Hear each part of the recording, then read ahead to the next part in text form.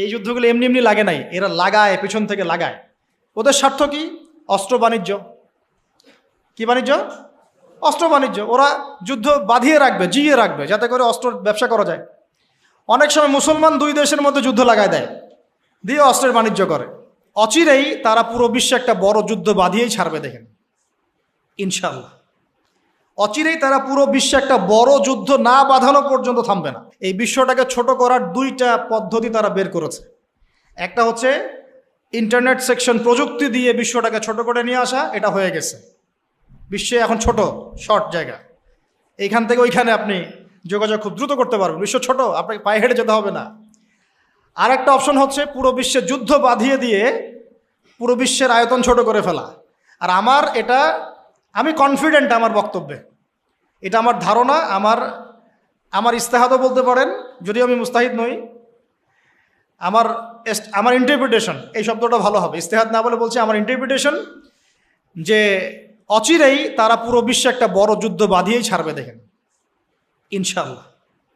অচিরেই তারা পুরো বিশ্বে একটা বড় যুদ্ধ না বাঁধানো পর্যন্ত থামবে না। এই শাসন না হওয়া পর্যন্ত কিয়ামত হচ্ছে না। আর এই শাসন ততক্ষণ হচ্ছে না যতক্ষণ মহাযুদ্ধ না হচ্ছে। আর মহাযুদ্ধ না হওয়া পর্যন্ত ইমামুল মাহদিও আসছেন না। মাহদি তখনই আসবেন যখন মুসলমানদের অবস্থা এরকম খারাপ হতে থাকবে। আর মাহদি না আসার আগে দাজ্জালও মানুষের রূপে বের হবে না। এখানে ওখানে যে আনাচে কানাচে মাহাদিগুলো বের হচ্ছে, এরা মাহাদি নয়। গোলাম আহমেদ কাদিয়ানিও দাবি করেছিল যে ও মাহাদি। ও প্রথমে বলেছিল যে আমি মাহাদি, তারপর বলেছে আমি হচ্ছি ঈসা, তারপরে বলেছে মাহাদি ঈসা একই, আমি দুইটাই। তারপরে বলেছে আল্লাহর নবী, তিনিও নবী সাল্লাল্লাহু আলাইহি ওয়াসাল্লাম, আমিও নবী, নাউজুবিল্লাহ। তো ও দাবি করেছিল। আর আমরা জানি মাহাদি কথা বলবে আরবি ভাষায়, তিনি ফাতিমা রাদিয়াল্লাহু আনহার বংশধর থেকে হবেন।